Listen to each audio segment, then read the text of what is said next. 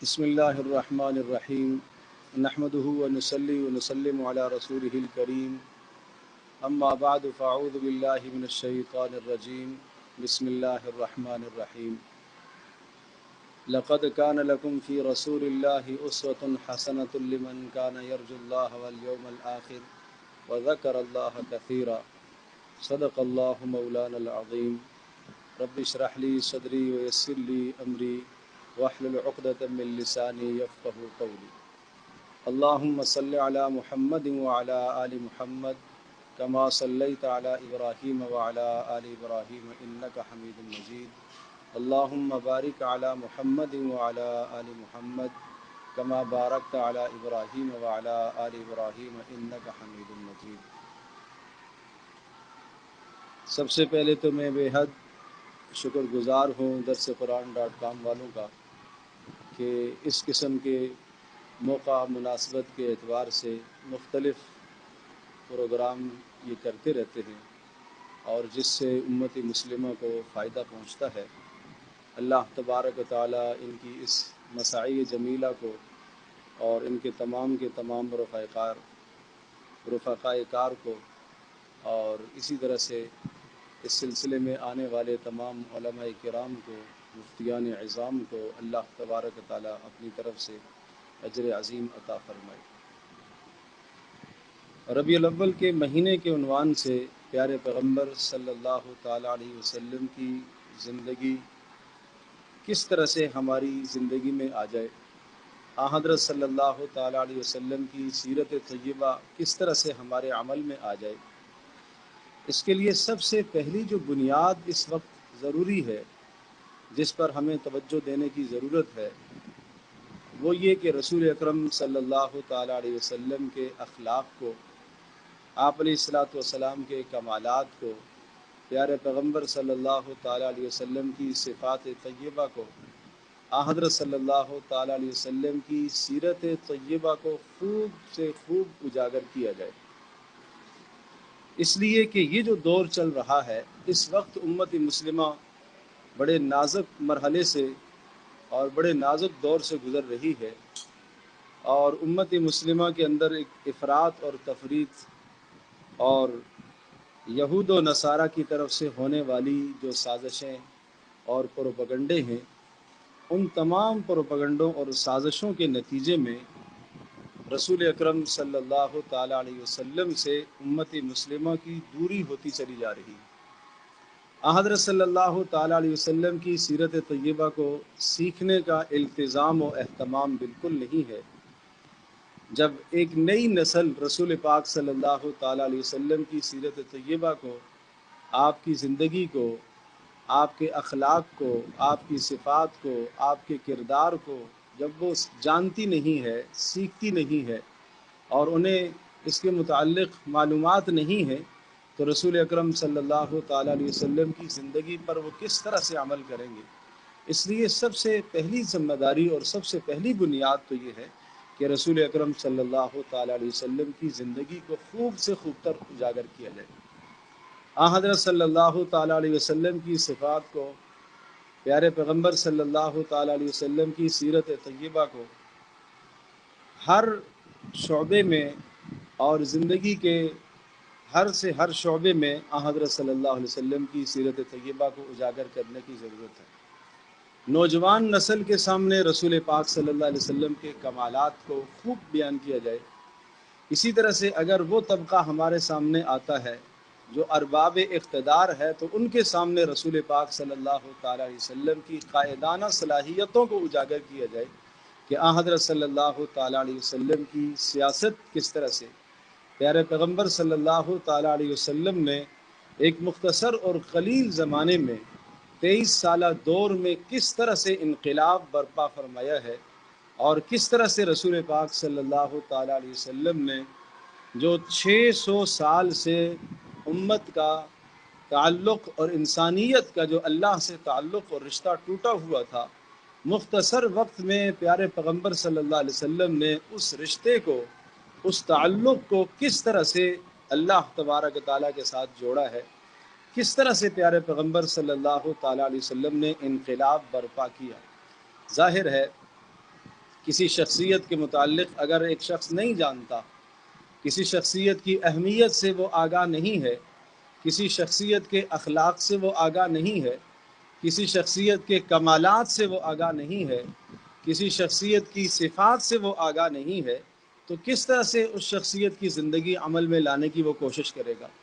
تو سب سے بڑی اس وقت ضرورت ہے کہ رسول پاک صلی اللہ تعالی وسلم کے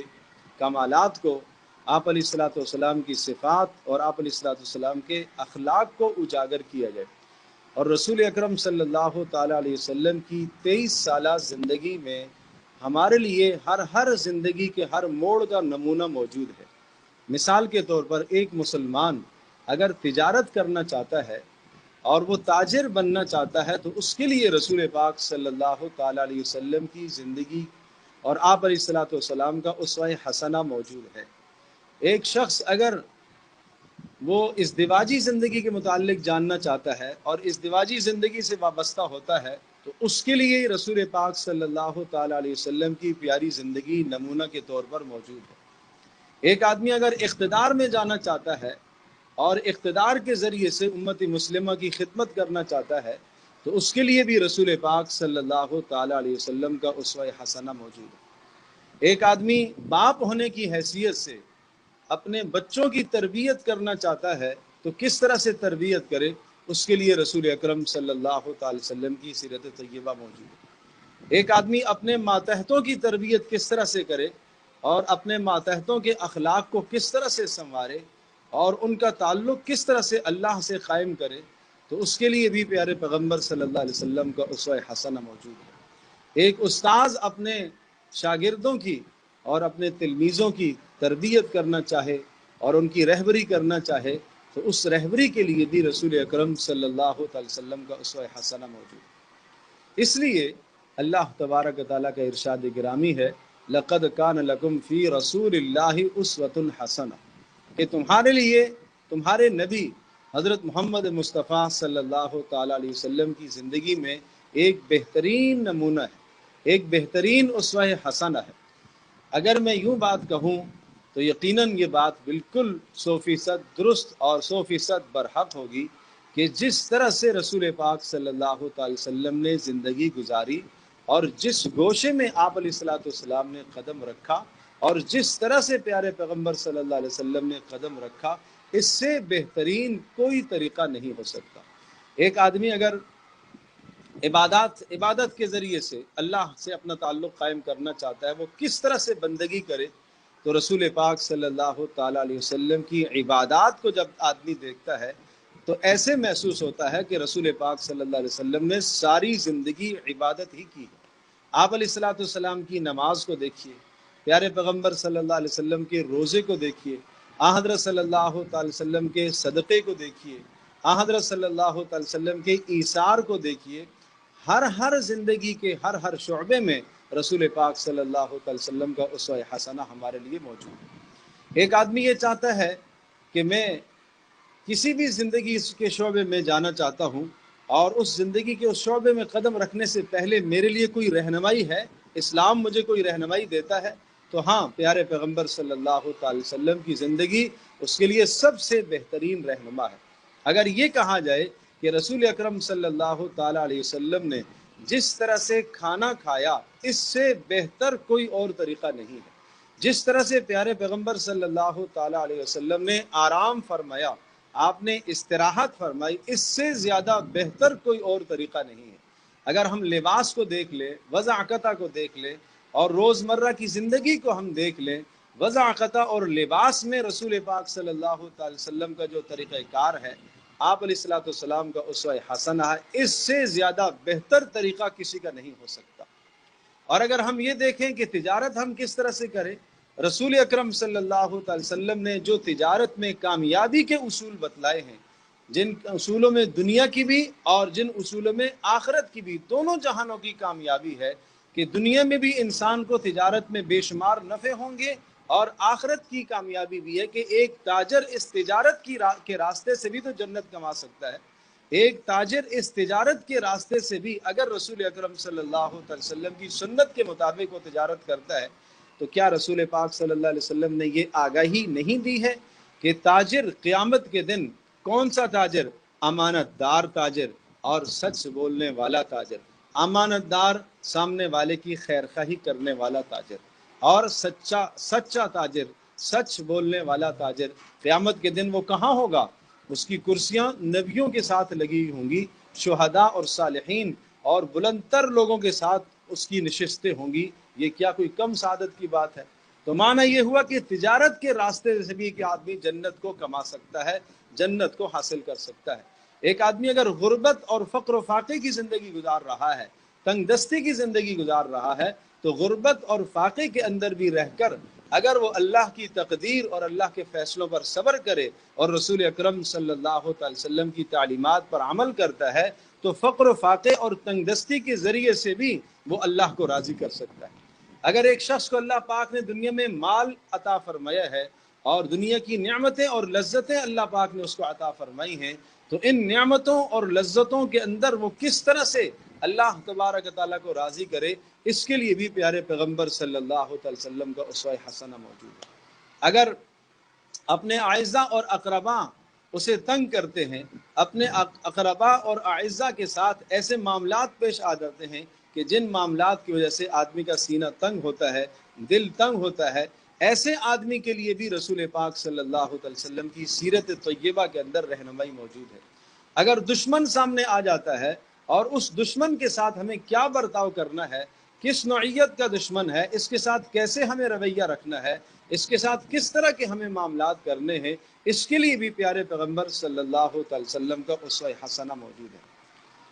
کمزوری یہ ہے کہ ہماری جہالت ہے، ہماری نادانی ہے، اور اس وقت امت مسلمہ کی نئی نسل خاص طور پر رسول اکرم صلی اللہ علیہ وسلم کی سیرت طیبہ سے بہت دور چلی گئی۔ رسول اکرم صلی اللہ علیہ وسلم کے صحابہ کرام کا حال یہ تھا کہ آپ علیہ الصلوۃ والسلام کی ایک ایک سنت کو، آپ کے ایک ایک طریقے کو، آپ کے ایک ایک اسوہ حسنہ کو فخر سمجھتے تھے، اور اسے دل و جان سے اس پر عمل کرنے کی محنت اور کوشش کرتے تھے۔ حضرت سلمان فارسی رضی اللہ تعالیٰ عنہ کے متعلق آتا ہے، ان سے کسی یہودی نے اعتراضاً پوچھا کہ سنا ہے تمہیں تمہارا نبی تو استنجے کے طریقے بھی بتاتا ہے، تمہیں تمہارا نبی نجاست کے طریقے بھی سمجھاتا ہے۔ تو انہوں نے بطور فخر کے اس بات کو بیان کیا، ہاں ہمیں اس بات پر فخر ہے، ہمیں ہمارے نبی حضرت محمد صلی اللہ علیہ وسلم نے اس کا سلیقہ اور طریقہ بھی سمجھایا اور بتایا ہے، اور یہ بتایا کہ جب تم میں سے کوئی آدمی اپنی حاجت کو جائے تو قبلے کی طرف پیٹھ بھی نہ کرے اور قبلے کی طرف منہ بھی نہ کرے۔ رسول پاک صلی اللہ علیہ وسلم نے ہمیں یہ عمل بھی سمجھایا ہے۔ تو آپ اندازہ کیجئے رسول پاک صلی اللہ علیہ وسلم کی زندگی کا ایک ایک عمل آج محفوظ ہے۔ قربان جاؤں رسول پاک صلی اللہ علیہ وسلم کے صحابہ کرام، انہوں نے تو پیارے پیغمبر صلی اللہ علیہ وسلم کی زندگی کو اس طرح سے محفوظ کیا۔ آپ علیہ الصلوۃ والسلام زندگی میں کس موقع پر، کس موڑ پر آپ کب کیسے مسکرائے، وہ مسکرانا تک بھی محفوظ ہے۔ آپ علیہ الصلوۃ والسلام جب ہنسے تو سامنے والے دانتوں کے برابر کی کچلیاں آپ علیہ الصلوۃ والسلام کی کب نظر آئیں، صحابہ نے اسے بھی محفوظ کیا ہوا۔ آپ علیہ الصلوۃ والسلام نے گفتگو کے دوران جو اشارہ فرمایا، کیا اشارہ تھا رسول پاک صلی اللہ علیہ وسلم کے، وہ اشارے بھی محفوظ ہیں۔ اللہ نے آخر رسول پاک صلی اللہ علیہ وسلم کو ایسی جماعت عطا فرمائی کہ جنہوں نے رسول پاک صلی اللہ علیہ وسلم کی زندگی کے ایک ایک عمل کو، ایک ایک ادا کو، ایک ایک طریقے کو، ایک ایک اشارے کو انہوں نے کیوں محفوظ کیا؟ تاکہ کل امت مسلمہ میں کوئی شخص یہ نہ کہہ سکے کہ رسول پاک صلی اللہ علیہ وسلم کی زندگی اس شعبے میں آپ علیہ الصلوۃ والسلام کی ہدایت اور اس شعبے میں رسول پاک صلی اللہ علیہ وسلم کا نمونہ مجھے نہیں مل رہا۔ زندگی کے ہر شعبے میں رسول پاک صلی اللہ علیہ وسلم کی زندگی ہمارے لیے نمونہ کے طور پر موجود ہے، مثال کے طور پر موجود ہے۔ اور اگر آپ یوں سمجھے کہ حضرت صلی اللہ علیہ وسلم کی تمام تر جو تعلیمات تھیں، ان تعلیمات کا خلاصہ ایک یہ تھا کہ دیکھو اے لوگو، تمہارا رب، تمہارا پروردگار، تمہارا معبود، تمہارا مسجود، تمہارا خالق ایک اللہ ہے۔ یہ پہلی بات ہوا کرتی تھی۔ اور دوسری بات، اس اللہ نے جو تمہارا معبود ہے، اس اللہ نے میرے پر کتاب اتاری ہے، اور اس کتاب پر کس طرح سے تم عمل کرو گے، اس کے لیے میری زندگی کو اس رب نے، اس خالق و مالک نے نمونہ قرار دیا ہے۔ اور پھر اس بات کو سمجھ لو کہ اس زندگی کے بعد ایک اور زندگی آنے والی ہے جہاں تمہیں حساب و کتاب دینا ہوگا۔ تو یہ چار باتیں گویا کہ رسول پاک صلی اللہ علیہ وسلم کی تعلیمات کا خلاصہ ہیں کہ ایک رب ہے تمہارا، ایک معبود ہے، ایک پروردگار ہے، اور اس پروردگار نے تمہیں دنیا میں زندگی گزارنے کے لیے کتاب عطا فرمائی ہے، اور اس کتاب کو سمجھانے کے لیے اللہ پاک نے مجھے رسول بنا کر بھیجا ہے، اور یہ جو زندگی سے تم گزر رہے ہو، اس زندگی کے بعد ایک اور آنے والی زندگی ہے، اس زندگی میں تم سے حساب و کتاب ہوگا۔ تو رسول پاک صلی اللہ تعالی علیہ وسلم کی زندگی کو نمونہ قرار دیا، وما ارسلنا من رسول الا لیطاع باذن اللہ، رسول اسی لیے ہم بھیجتے ہیں تاکہ رسول کی اطاعت کی جائے، تاکہ رسول کی فرما برداری کی جائے۔ رسول اکرم صلی اللہ تعالی وسلم کا ارشاد گرامی ہے، آپ نے فرمایا کل امتی یدخلون الجنہ الا من ابا، میری ساری کی ساری امت جنت میں داخل ہو جائے گی مگر جس نے انکار کیا وہ نہیں جا سکتا۔ وقیلا، پوچھا کہ اللہ کے رسول من یابا یا رسول اللہ، اے اللہ کے رسول آپ کا انکار بھلا کون کر سکتا ہے؟ رسول پاک صلی اللہ تعالی علیہ وسلم نے قیامت تک آنے والے انسانوں کو اور امت کو یہ پیغام دیا اور یہ سمجھایا کہ دیکھو، انکار کا معنی صرف یہی نہیں ہے کہ کوئی ظالم آ کر یہ کہے کہ میں محمد رسول اللہ صلی اللہ علیہ وسلم کی رسالت کو، نبوت کو معاذ اللہ ثم معاذ اللہ نہیں مانتا۔ جو اس طرح سے زبان سے انکار کرتا ہے آپ علیہ الصلوۃ والسلام کی رسالت کا، نبوت کا، تو یقیناً وہ تو کافر کہلائے گا۔ لیکن ایک انکار دوسرا ہے جس انکار کی طرف رسول پاک صلی اللہ علیہ وسلم نے یہاں اشارہ فرمایا۔ آپ نے فرمایا من اطاعنی دخل الجنہ، جس نے میری فرما برداری کی، جس نے میری پیروی کی، جس نے میری بات کو مانا، اس نے تو میری اطاعت کی، وہ تو جنت میں گیا۔ اور ومن عصانی، اور جس نے میری نافرمانی کی فقد ابا، وہ ہے میرا انکاری۔ جس نے میری نافرمانی کی، میری بات کو نہ مانا، اس نے انکار کیا۔ ہم میں سے ہر آدمی، آج ہم اپنی زندگی کا محاسبہ کریں، کیا میں رسول پاک صلی اللہ علیہ وسلم کا انکار تو نہیں کر رہا؟ اپنی زندگی کا ہر آدمی حساب کرے۔ اگر معاملات رسول پاک صلی اللہ علیہ وسلم کی زندگی کے مطابق نہیں ہیں تو مطلب یہ ہوا کہ یہ آدمی معاملات میں رسول پاک صلی اللہ علیہ وسلم کا انکاری ثابت ہوا۔ اگر معاشرت میں رسول پاک صلی اللہ علیہ وسلم کی زندگی اور اسوہ حسنہ اس کے پاس نہیں ہے اور وہ اپنی خواہشات کے پیچھے چلتا ہے، پیارے پیغمبر صلی اللہ علیہ وسلم کی زندگی کو نہیں دیکھتا، تو اس کا مطلب یہ ہوا کہ معاشرت میں رسول پاک صلی اللہ علیہ وسلم کی زندگی کا یہ شخص انکاری۔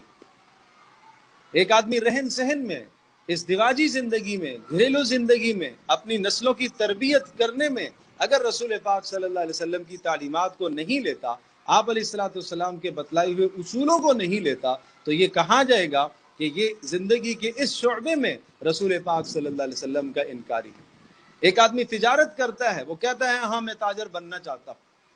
اور میں مال کمانا چاہتا ہوں، لیکن اس مال کی کمائی میں اور اس تجارت میں اگر رسول اکرم صلی اللہ تعالی علیہ وسلم کے بتلائے ہوئے اصولوں کو اور آپ علیہ الصلوۃ والسلام کی احادیث مبارکہ کو پیش نظر نہیں رکھتا، اپنی خواہش کے مطابق یا یہود و نصارہ کے طرز عمل پر وہ اپنی تجارت کو لاتا ہے، حرام طریقے سے کماتا ہے، سود کے طریقے سے اپنے منافع حاصل کرتا ہے، تو یہ کہا جائے گا کہ یہ تجارت میں رسول پاک صلی اللہ علیہ وسلم کی زندگی کا انکاری ہے۔